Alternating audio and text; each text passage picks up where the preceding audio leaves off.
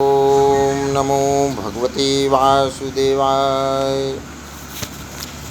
भगवान विष्णु जी और गरुड़ जी की वार्तालाप और मनुष्य का जन्म से संबंध जब वो माँ के गर्भ में रहता है, उस विषय को,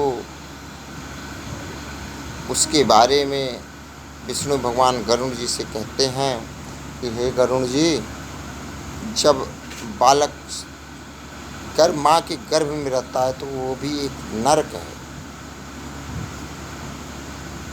उसके सर नीचे हाथ बंधे हुए, पैर ऊपर, तमाम प्रकार की पीड़ाएं सहता हुआ प्रभु का स्मरण करता है कि प्रभु जी हमें मुक्ति मिल जाए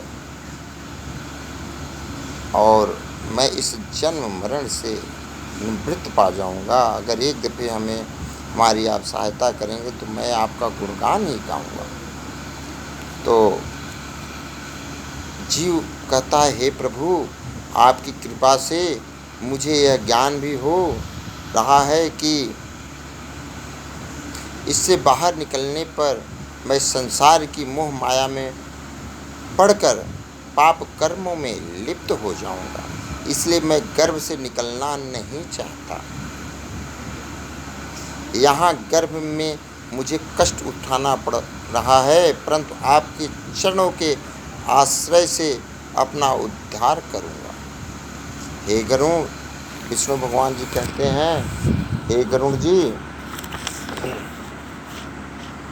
इस प्रकार 9 माह तक जीव ईश्वर की स्तुति करता है तथा 10वें माह में जब अधोमुख जीव को प्रसूत पवन बाहर निकाल देता है, परंतु बाहर आते ही उसका पूर्वोक्त ज्ञान विस्मृत हो जाता है। ज्ञान के न रहने पर विपरीत गति को प्राप्त कर बहुत रोता है। ज्ञान के न रहने पर गर्भ रोग, शमशान और पुराण की सुनने पर जैसी बुद्धि होती है, यदि वह बनी रहे तो संसार रूपी बंधन से हर प्राणी छूट जाए। कर्म भोगने के बाद जब जीव बाहर आता है, तब विष्णु भगवान की माया उसको मोहित करती है। तब माया में लिप्त और परवश हो कुछ नहीं बोलता। शिशु काल में होने वाले दुख वह पराधीन होकर भोगता है।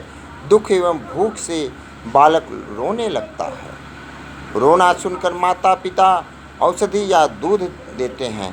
इस प्रकार उसका पालन पोषण होता है। खटमल जू गीले बिस्तर पर सोने से वह दुखी होता है। इस प्रकार ज्ञान रहित, असमर्थ और रोते हुए बालक को खटमल, मच्छर आदि काटकर दुख देते हैं। 5 वर्ष तक की बचपन की अवस्था समाप्त कर वह पौगंड अवस्था में आता है। इस अवस्था में वह विद्याध्ययन करता हुआ गुरु की प्रताड़ना सहता है। इसके बाद आसुरी संपत्ति प्राप्त करने वाली यौवन अवस्था में आता है। यौवन अवस्था में नीच संग पाकर वह दुष्ट कर्म करता है। जब वह माया रूपी स्त्री को देखता है तो उसे ज्ञान नहीं रहता, वह उसके मोह माया में पड़ जाता है। वह 5 इंद्रियों, कर्ण, जीभ, त्वचा, आँख, नाक के वशी विभूत होकर 5 विषयों को भोगने लगता है। शरीर के साथ साथ इच्छाएं पूरी न होने पर उसका अहंकार और क्रोध भी बढ़ता जाता है। इस प्रकार दुर्लभ योनि पाकर भी उसे वह विषय वासना में नष्ट कर देता है। सैकड़ों योनियों में मनुष्य योनि दुर्लभ है और इसमें ब्राह्मण होना अत्यंत कठिन है। भक्तहीन हाथ में आए अमृत को वह गिरा देता है। धीरे धीरे वह वृद्धावस्था को प्राप्त हो रोगों से घिर जाता है और दुख भोगता हुआ धीरे धीरे मृत्यु को प्राप्त हो जाता है। इसके बाद नरक को जाता है। श्री विष्णु भगवान जी बोले, हे गरुण जी, इस प्रकार आवागमन के चक्र में कर्म फांसों से बंधे हुए पापी को मेरी माया से मोहित होकर विषयों से कभी वैराग्य नहीं होता। हे गरुण जी, मैंने आपको अंत्येष्टि आदि अंतकाल के संस्कारों से रहित पापियों की गति सुनाई है। अब और क्या जानना चाहते हैं? इसके बाद गरुड़ जी विष्णु भगवान को नतमस्तक किए। प्रभु जी, आपकी लीला, आपकी माया आप ही जाने, और सिर्फ मैं तो यही कहूँगा, सत्य हैं, आप ही सत्य हैं, आपके अधीन पूरी दुनिया है। यह अगर कोई मान ले कि हर जगह वही हैं, उन्हीं के अधीन हम हैं,